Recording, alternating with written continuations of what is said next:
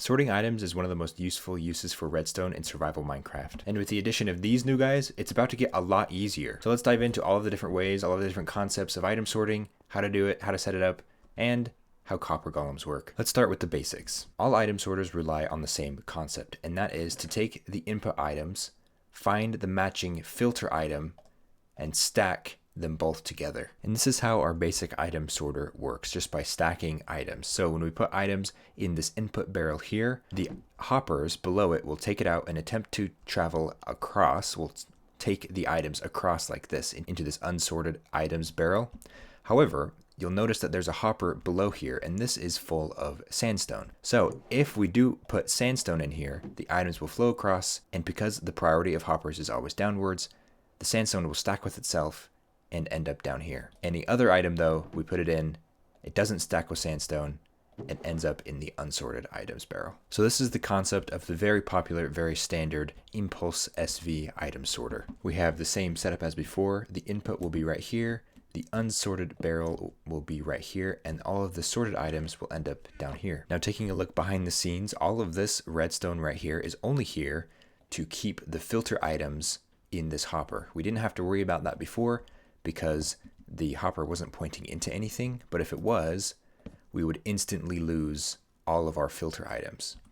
So that's what this redstone is doing. This torch in specific is doing all of the heavy lifting. It is powering this block, which is powering this hopper, which deactivates it, and this hopper stops pulling items from the filter hopper. And the only way to turn this torch off, therefore unlocking this hopper, would be to add more items to this hopper. So as you can see, we have 45 total items in this hopper, which just so happens to be right below the signal strength of 3 when read by a comparator. So when we add 46 total items, you can see that 46th item instantly drops down to our chest down here because the comparator reads that, sends a signal strength of 3, which powers the repeater and depowers our torch, allowing that one item to fall through to our output. Another really nice thing about this design is that it is tileable, meaning that you can stack them right next to each other without them interfering. So if you had a melon and pumpkin farm, you could stack these two right next to each other and it will filter out all the melons in this slice and all of the pumpkins in this slice, given you have the appropriate filter items. One important caveat and something to note about this configuration, if you're going to stack them right next to each other, is you want to make sure to protect them from overflow. So for example, let's say we have a very productive melon slice farm and we are overflowing our storage. Let's say we have a full chest here and eventually we get a full hopper here. Well, this filter hopper will soon have no other places to put the melons except for just keeping them in the inventory because they can't fall down anymore. So even when we get 46 total items, as you can see, even though the torch is off and this hopper turned off, there's no more space for the melons, so they start to build up over time and start to jam up this hopper. So as soon as we get, let's see, how many is it? 1 stack and 5, we get a signal strength of 4 when read by a comparator. And that's problematic because a signal strength of 4 is going to reach the neighboring slices of the sorter. So just for example's sake, let's put 5 more items into here. So now we have a signal strength of 4, and that reaches the neighboring slice, which is deactivating the hoppers here and allowing the pumpkin filter items to fall through. And eventually all of them will fall through, breaking our sorter. So the solution is to make sure that these 4 items aren't melon slices or anything that will end up in our item sorter. So it's advantageous to use an item like an iron nugget or something that will never end up going through your item sorter. But even in the small chance that an iron nugget does end up in your item sorter, I always like to rename my filter items so that even in the odd chance that an iron nugget does end up going through my system, they're not going to stack with each other because these ones are renamed filter. And they ended up over here because I broke the pumpkin filter. Another thing to note about this design is that hoppers will always attempt to push items in the direction that their little nozzle thing is facing. So for example, if this hopper was facing downwards, it would push all of its items down, rendering our filter hopper useless because there would never be any items in it. So for that reason, you always want to make sure that your filter hopper is facing the comparator. Well, it doesn't have to be facing the comparator. I suppose it could be facing this way, but you want to make sure that it's facing away where it won't be able to push its items into another container. Now you may have noticed that each individual slice of this design can only sort one type of item, which isn't super practical for all use cases, so that's why I've implemented and included in this video a very simple design of what's known as a multi-item sorter. This design is from a YouTube channel called Core Tesorino. Link will be in the description, of course. And the way that this works is instead of stacking and filtering the items in the hoppers, we are stacking and filtering the items in the chests themselves. So for example, in this chest we have 3 colors of wool, and if we were to put one of these colors through the system, there is no filtering going on in the hoppers. It's just finding its spot by stacking with similar items in the actual chest. So these kinds of multi-item sorters always need to have at least one item in each slot of the chest. And the way that this works, just briefly, whenever there are items in this bottom dropper here into the input, that toggles on this copper bulb. And when this copper bulb is turned on, that will activate our little redstone clock, which does 2 things. First of all, it activates our item elevator, which sends the items up to this top chest, but it also unlocks and locks these hoppers in a very peculiar way. So as you can see, they're being powered and depowered alternatively. So every other one is powered and they switch starting from the bottom and going up to the top. And that is to allow the falling items enough time to go into the adjacent chest if there is a match. So for example, if we had white wool, all of the white wool would have enough time to be deposited into this white wool chest, but because it's brown wool, it just sits there and attempts to go into each adjacent chest until it reaches the brown wool chest. Of course, Core Tesorino's build tutorial and guide will be in the description. All credit goes to him. This is genius and probably the simplest of its kind. And when I say the simplest of its kind, I genuinely mean it, because every time I find one of these multi-item sorters on YouTube, I am genuinely floored at the ingenuity and the smarts that it takes to put one of these together. Here's just a few examples, one from Rapscallion, Lumi Thief, and Mumbo Jumbo. So if you want to dive deeper, if you want to learn more about this stuff, feel free to check them out. But if you don't want to mess around with any of that redstone, that's totally fine, because we now have in the game a beginner-friendly way of item organization, and that, of course, is the Copper Golem. A Copper Golem can be spawned into the world using either a carved pumpkin, a jack-o'-lantern, and a copper block of any oxidization. By placing one of these 2 blocks on any side of the copper block, you will get a Copper Golem spawn and a copper chest. The Copper Golem will then start searching nearby chests, maybe. Oh, if he does this, make sure to get an axe and scrape off all of the oxidation, and then one more for life, to bring life back into him. And make sure to put some honeycomb on him to wax him so he doesn't oxidize further.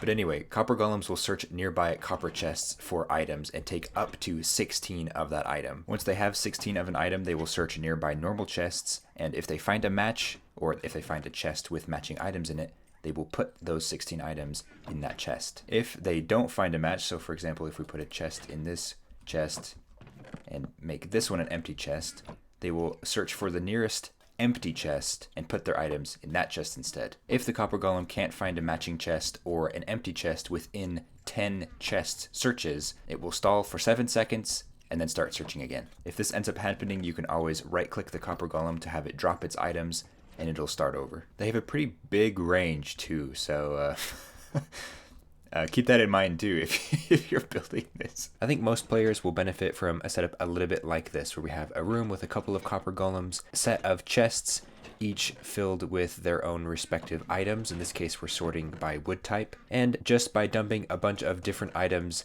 into the copper chest, the Copper Golems will get to work sorting all of the items into the different chests. And they are able to reach the top shelf because they're able to stand on the copper chest. One disadvantage to this design is the chests will eventually fill up, so you have to go in and manually empty them if you want to continue to use that. But if you don't want to worry about any storage limits and are okay with doing a little bit of redstone, this design might work perfectly well for you. This design certainly isn't the most efficient design out there, it's not the fastest one out there, but it is relatively simple and extremely reliable, which is what I like in my redstone. We are using a single Copper Golem walking back and forth between this copper chest, the input chest, and our output or filter chests. And as you can see, he takes the items from the input copper chests and finds the matching item in the filter chests. And just like we had before in the ImpulseSV item sorter, we are using the redstone behind the scenes to keep the filter items from falling down into our storage. And just like we had before, we have this comparator reading the quantity of items in this chest, and by default it sits at a signal strength of 1, but is only 1 item away from reaching the threshold to a signal strength of 2, which will activate this repeater set to 2 ticks, and that will deactivate this torch, allowing the recently inputted items to fall down into our storage. And configuring the filter chests looks a little bit like this. So we have a stack and 35 items here in the bottom corner, and every other slot will be whatever block you want to be filtered into that slice. And make sure to keep the first slot open for the Copper Golem.